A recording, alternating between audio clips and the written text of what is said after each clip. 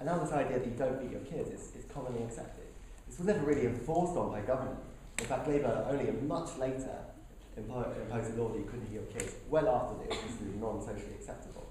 Also language, I might pronounce a word in a different way. I might say water instead of water, and people generally accept this is how accents change, this is how new words are invented. If you nudge people in a certain direction, if you impose a homogeneity of rules on a heterogeneous population, you stop that innovation, you stop that change. You have people living according to these rules which they're nudged to. And I think that's a big problem. Over the years, society will change, we'll learn new things. We might learn, as recently the Food Standards Agency said, that organic food is actually no healthier than non-organic food.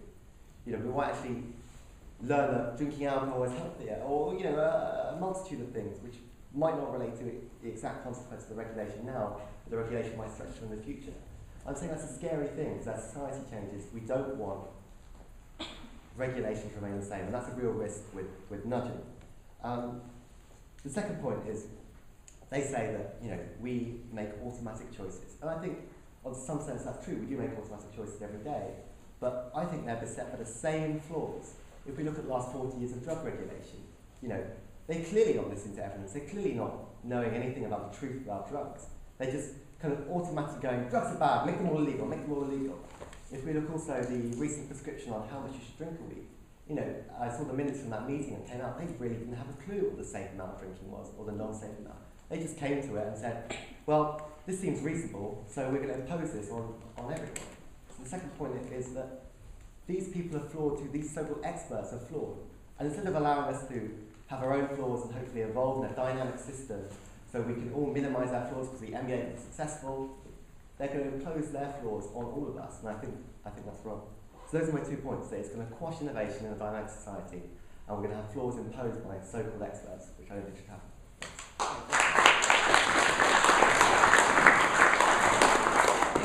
Thanks, Joe. That's great. Simon, your thoughts? Okay. Oh, well, I agree with everything that's been said so far, basically. I'd like to elaborate on a few points. First of all, it's important to point out that for libertarian paternalism to actually work, you need to rely on the government being able to do an awful lot. First of all, as Joe's pointed out, you need the government to actually be able to identify the areas where people are making bad decisions which are not in their own interests. Then, once you've done that, you need the government to come up with a way to nudge us which is actually going to be effective, which is actually going to change people's behaviour, and you've also got to ensure that there aren't going to be any negative, unintended consequences of the nudge which may outweigh its benefit. So, Claire talked a bit about smoking. Recently we've heard the example of having plain packaging for tobacco products. Well, the first thing I'd say for this, even if you accept that we all smoke less, that's a good thing, well, is plain packaging for tobacco products actually going to get people to change their behaviour? Probably not. People don't smoke because of glitzy packaging. But even if we assume that's true, then you've still got to think of the unintended consequences.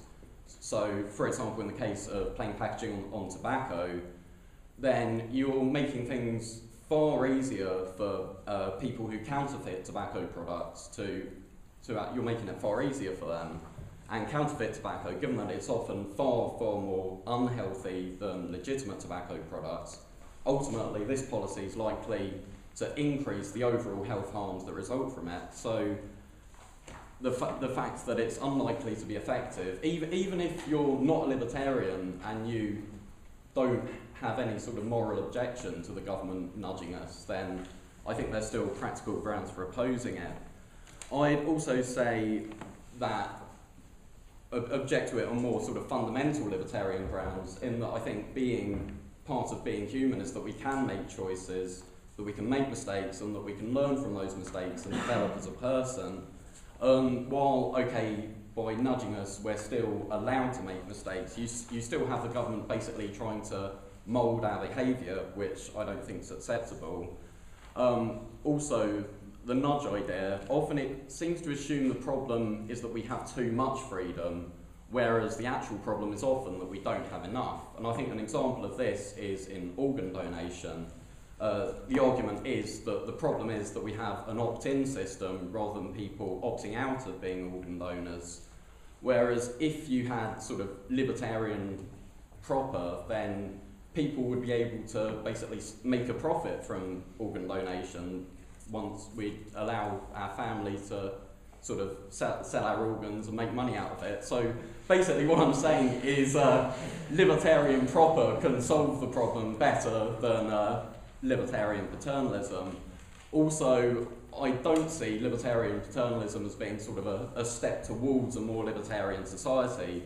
This isn't going to be used to remove sort of direct coercion. It's going to be used as an excuse for the government to interfere more and more in our own private affairs. So I think there's a very strong practical and moral case against libertarian paternalism.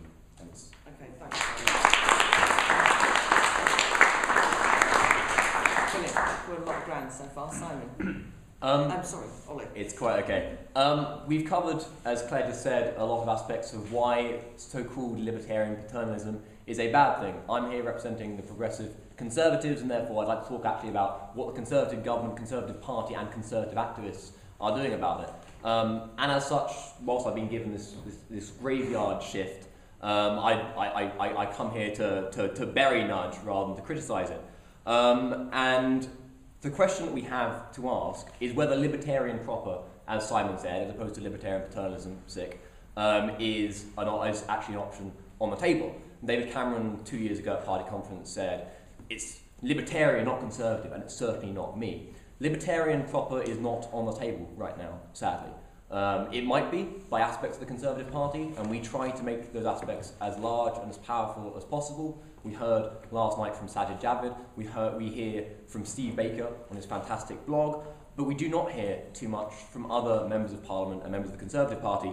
And it's mostly because the Conservative Party and the Conservative leadership decided on nudge quite a long time ago, back when it was just an academic paper rather than the book it became in 2008. And immediately after the book was published, Richard Darlow was invited to give a talk to 10 Downing Street a couple of weeks after it was published, and the book was put on the recommended reading list for Conservative members of Parliament. Now that might explain why, of course, most Conservative members of Parliament go along with it so readily.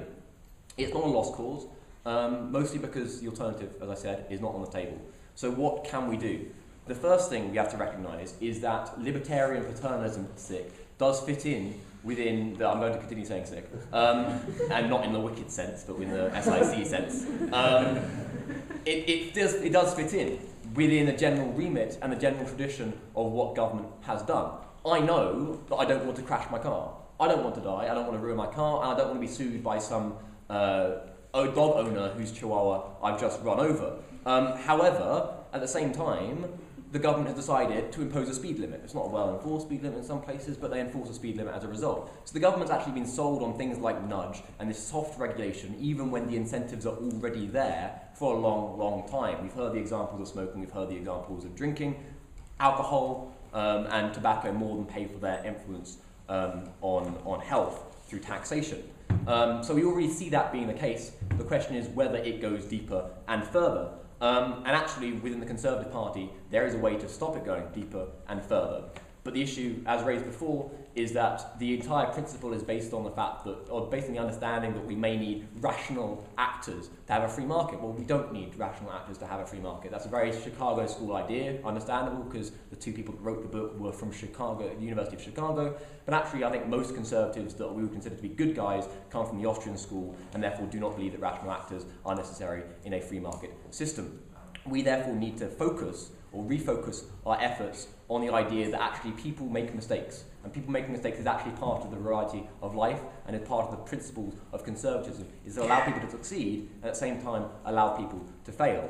So as a result, we have to consider nudge against the alternatives, which is, I guess, in most cases banning things rather than the libertarian proper that Simon said, and we also need to consider that there are ways of influencing the way the Conservative Party operates and the Conservative government nudges us in future, and that's by rejecting this false dichotomy between socialism and the Chicago school idea of Thaler and Sunstein. Okay.